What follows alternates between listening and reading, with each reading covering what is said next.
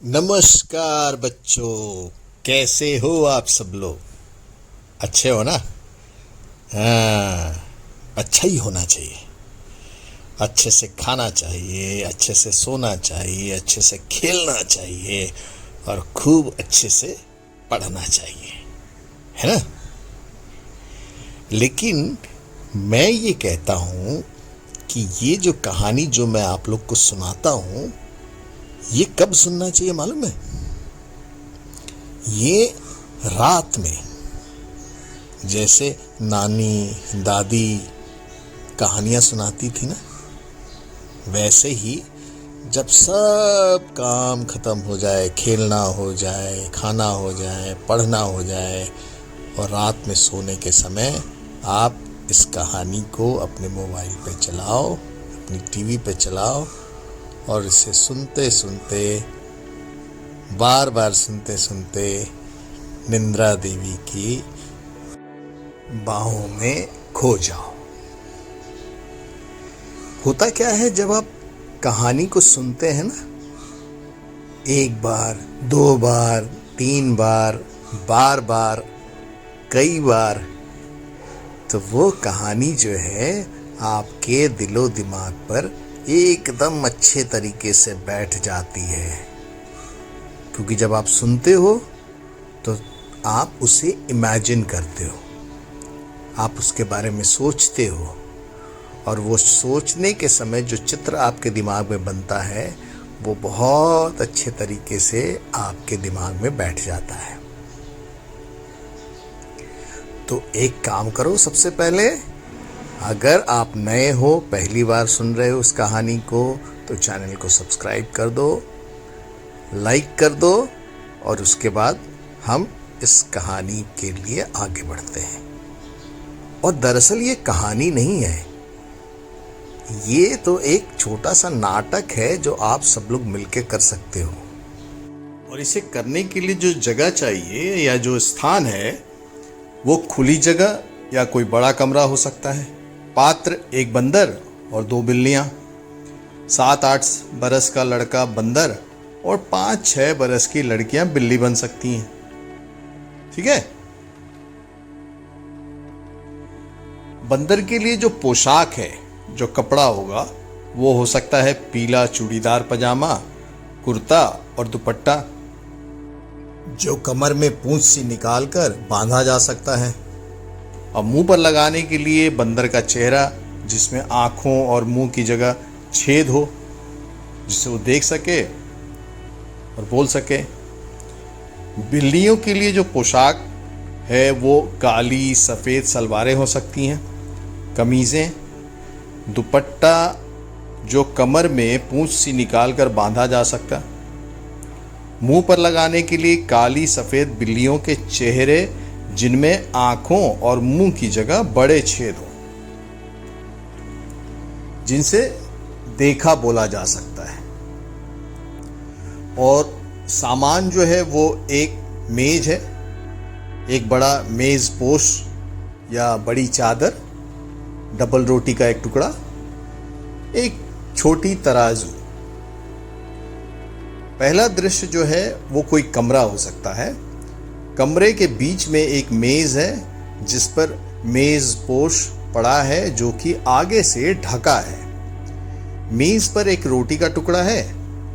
मेज के नीचे एक तराजू रखा है पर वो दिखाई नहीं देता, चादर से ढका हुआ है। म्याऊं म्याऊं की आवाज होती है और दाहिनी तरफ से काली बिल्ली और बाईं तरफ से सफेद बिल्ली प्रवेश करती है। काली बिल्ली, बिल्ली बहन नमस्ते। सफेद बिल्ली, नमस्ते नमस्ते नमस्ते बहन। काली बिल्ली, अच्छी तो हो? सफेद बिल्ली, अच्छी क्या हूं, भूखी हूं। काली बिल्ली, मैं भी भूखी हूं। सफेद बिल्ली, खाने को कुछ ढूंढ रही हूं। काली बिल्ली बोली, उस खोज में मैं भी निकली हूं। सफेद बिल्ली बोली, मुझे महक रोटी की आती। तो काली बिल्ली ने कहा, हाँ मेरी भी नाक बताती, पास कहीं है। सफेद बिल्ली, रखी मेज पर है वो रोटी, लपकूं, कोई आ ना जाए तो। काली बिल्ली, तू डर, मैं तो लेने चली। काली बिल्ली लपकती है और रोटी लेकर भागने लगती है। सफेद बिल्ली, ठहर, कहां भागी जाती है? रोटी लेकर, रोटी मेरी। काली बिल्ली, रोटी तेरी? कैसे तेरी? रोटी मेरी। सफेद बिल्ली बोलती है, मैं न दिखाती तो तू जाती हैं? काली बिल्ली भी बोलती है, अच्छा, क्या मैं खुद न देखती? क्या मेरी दो आंखें नहीं हैं? डरती थी उस तक जाने में, जा डरपोक कहीं की, जा भाग, रोटी मेरी। सफेद बिल्ली बोली, रोटी कहे दे रही, मेरी, मैं ले जाने तुझे न दूंगी। काली बिल्ली बोली, देख, राह से मेरी हट जा, ले जाऊंगी, तुझे ना दूंगी। सफेद बिल्ली बोली, देखूं कैसे ले जाती है? जो पहले देखे हक उसका है रोटी पर। काली बिल्ली बोली, पहले दौड़े, दौड़ के ले ले, पहले उसका हक रोटी पर, रोटी पर पहला हक मेरा। सफेद बिल्ली बोली, मैं कहती हूं रोटी मेरी।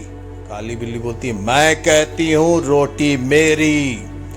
दोनों झगड़ती हैं, रोटी मेरी कहकर एक दूसरे पर गुर्राती हैं। इसी समय एक बंदर का प्रवेश होता है। अब बंदर उन दोनों को देखता है। बंदर कहता है, क्यों तुम दोनों झगड़ रही हो? तुम कहती हो रोटी मेरी। सफेद बिल्ली से कहता है, और फिर काली बिल्ली से कहता है, और तुम कहती हो रोटी मेरी। रोटी किसकी? मैं इसका फैसला करूंगा। चलो कचहरी, मेरे पीछे पीछे आओ। बंदर दोनों से छीन कर रोटी अपने हाथ में लेकर चलता है। दोनों बिल्लियां पीछे पीछे जाती हैं। ये पहला दृश्य है जो यहां खत्म हो जाता है। अब दूसरा दृश्य शुरू होता है। बंदर की कचहरी लगी हुई है। बंदर मेज पर बैठा है, रोटी का टुकड़ा सामने रखा है। दोनों बिल्लियां मेज के सामने इधर उधर खड़ी हैं। बंदर सफेद बिल्ली से, बोलो, तुमको क्या कहना है? सफेद बिल्ली बोलती है, श्रीमान, पहले मैंने ही रोटी देखी थी, इससे रोटी पर पूरा हक मेरा बनता है। बंदर काली बिल्ली से कहता है, बोलो, तुमको क्या कहना है? काली बिल्ली बोलती है, श्रीमान, पहले मैं झपटी थी रोटी लेने, इससे रोटी पर मेरा हक पूरा बनता है। बंदर सफेद बिल्ली से, एक आंख से देखी थी या दो आंखों से? सफेद बिल्ली ने बोला, दो आंखों से, दोनों आंखों से। बंदर काली बिल्ली से पूछता है, एक टांग से झपटी थी या दोनों टांगों से?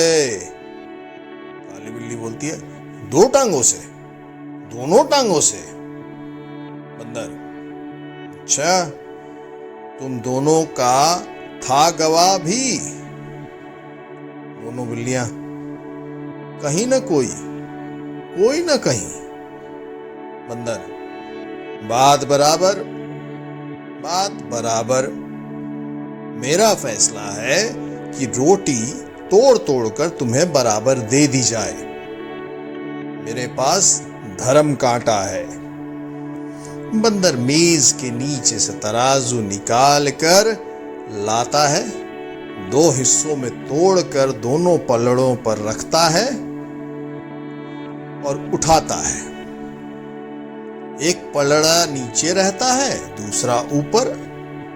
बंदर, यह टुकड़ा कुछ भारी निकला, इसमें से थोड़ा खाकर हल्का कर दूं।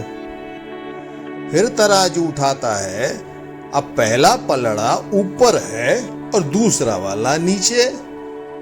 बंदर, अब यह टुकड़ा भारी निकला, अब इसको थोड़ा खाकर हल्का कर दूं।